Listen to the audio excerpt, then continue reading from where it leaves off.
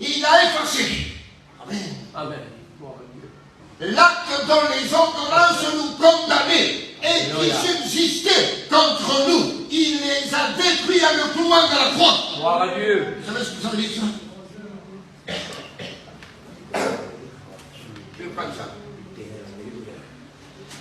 Ça, attendez 2 minutes. Et là, on a de l'eau à l'abondance dedans. Je vais prendre qui? Je prends qui? Je prends Michel. Alors, il est dit, il a effacé l'acte dans les ordonnances. L'acte, c'est ça. Tout le mal que Michel a fait est écrit là. Qui est écrit là. Tout le mal qu'il a fait contre Dieu. Toute sa vie dans le péché, sa désobéissance, sa rébellion, son orgueil, sa vanité. Tout est écrit là. On est d'accord? Jésus a pris cet acte qui le condamnait pour l'éternité. Il a pris l'acte et voilà ce qu'il a fait. Il a effacé l'acte. Amen. Il a effacé l'acte dont les ordonnances nous condamnaient. Et cet acte qui condamnait Michel, Jésus l'a effacé. Qui subsistait contre nous, subsistait, était présent là. Dieu le voyait constamment. Il y a une condamnation contre Michel à cause de son péché. Jésus prend l'acte et va l'effacer. Et il a détruit en le clouant de la croix.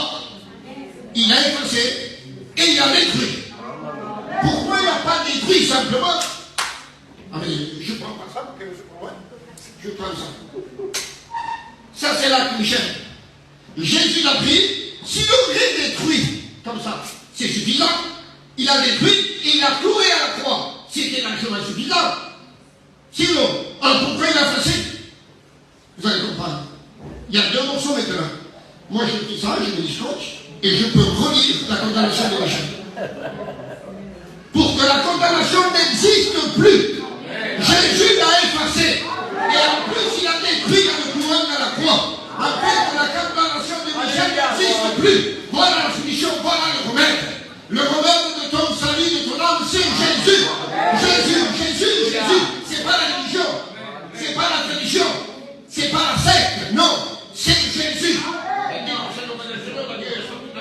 Et après de ça, il est passé, il a détruit, il a cloué à la croix. Maintenant, on prend Romains chapitre 8, verset 1er. Maintenant, on prend encore Michel, d'accord?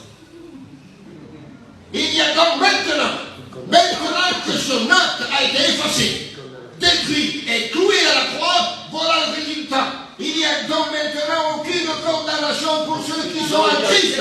Plus de condamnation. Plus de condamnation. Le séjour du monde n'est plus pour un Michel, ni pour toi, ni pour moi. L'enfer n'est pas pour toi. À la seule condition que tu sois en Christ. Que tu l'acceptes une fois pour toutes. Et je dis que c'est comme le Seigneur de Dieu sur toute la croix. Et je termine avec le plus beau verset de toute la Bible. Jean 3, 16.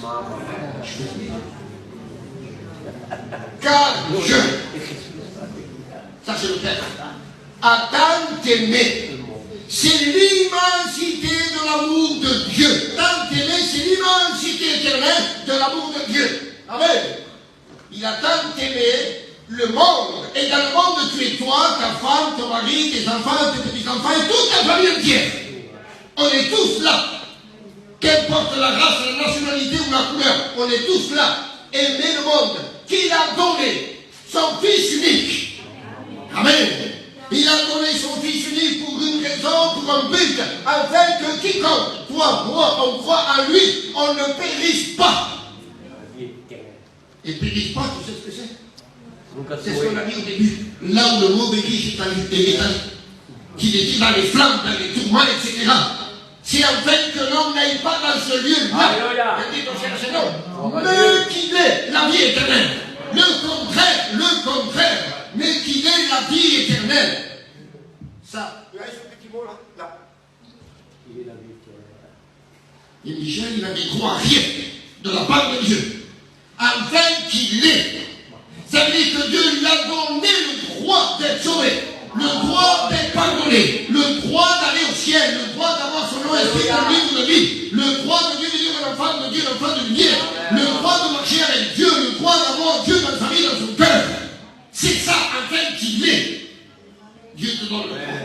Mais que fais-tu du droit que Dieu te donne? Je dis que le Seigneur a dit, d'accord, ce que tu négliges aujourd'hui te sera redemandé demain. T'as compris ça?